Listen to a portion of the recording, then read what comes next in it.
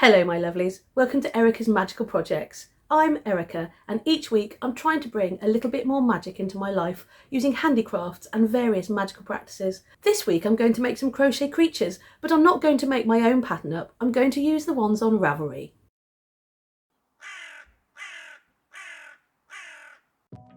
Here's a little crochet creature I've made before. This is my own pattern and I'll link the video about this down below in the doobly-doo. So I'm going to look on Ravelry to see if I can find any inspiration. I've got a nice little dark blue ball of yarn that I want to turn into a monster. Just in case you don't know and you haven't discovered it, Ravelry is the most amazing pattern library.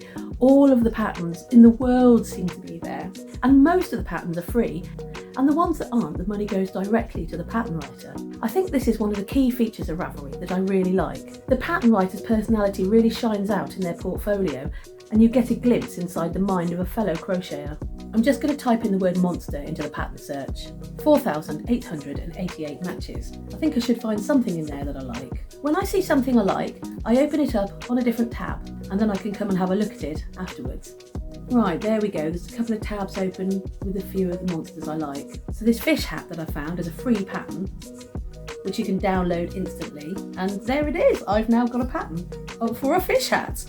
I actually don't want to make a fish hat. I think I would like to make Hugo the couch potato monster. That's also free. Have a look at it. Choose your own adventure, $6 US. The wonderful thing is the computer does all the calculating for you. I don't need to worry about dollars and pounds. Isn't that brilliant living in the modern age? There's lots of really good things about it. But this one has really taken my fancy. Wow, these look amazing. Once you've purchased a pattern, it stays in your library, so even if you're on another computer or on your phone, you're still able to download that pattern. You only need to purchase it once. All of these toys on the front page look really impressive. Sometimes the designer will be the person who can do that pattern the best, and it doesn't always look great when somebody else tries it. So another great feature of Ravelry is that you can go and see everybody else's projects. So now I can go and have a look at other people's projects, and wow, they look so cute. Oh my goodness, some of these look amazing. And it's given me lots of ideas for colourways as well. Wow, it looks like this is a really good pattern to use up odds and ends. So the pattern I'm going to follow today is to make a Wobblemop by Megan Lapp. So let's go!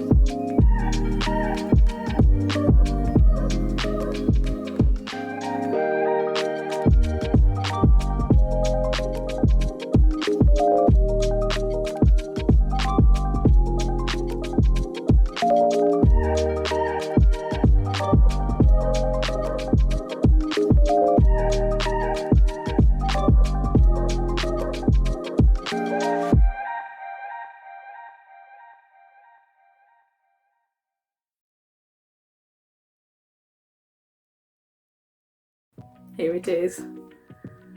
I quite like it. I've made a couple of others as well. These ones are using different parts of the pattern and I think they're really cute. I think these are a bit better actually. There are lots of things that I've done right and there are lots of things that I wouldn't do again. For instance, I used a 3.5 hook and the next one of these I'm going to use a 3mm hook because I think you can see the stuffing through the stitches. Normally I use a 3.5 on DK, but I think there's something about the construction method of these which means the stuffing is more likely to poke through the holes. Overall, I'd say this pattern really isn't for beginners. It's got quite a lot of difficult stitches, including a few that she's made up, and there's an awful lot of places that you could lose your way very easily with this pattern. She's provided pictures and she's also online a lot answering queries from people. I'd say that you would at least have to consider yourself an intermediate to tackle this. There's also quite a lot of sewing, and if you're not confident with sewing, that can be a bit of a challenge. I've had lots of fun making these little creatures and I really appreciate the fact that the money I spent on this pattern goes directly to the pattern's inventor and it can go towards supporting her life as a fibre artist, as I aspire to be so too. Well, thank you for joining me for this week's video and join me for the next one as I do a little roundup of July's projects and look ahead to August. There's going to be a couple of festivals in there for sure. Until then, remember everything that you hand make is magical.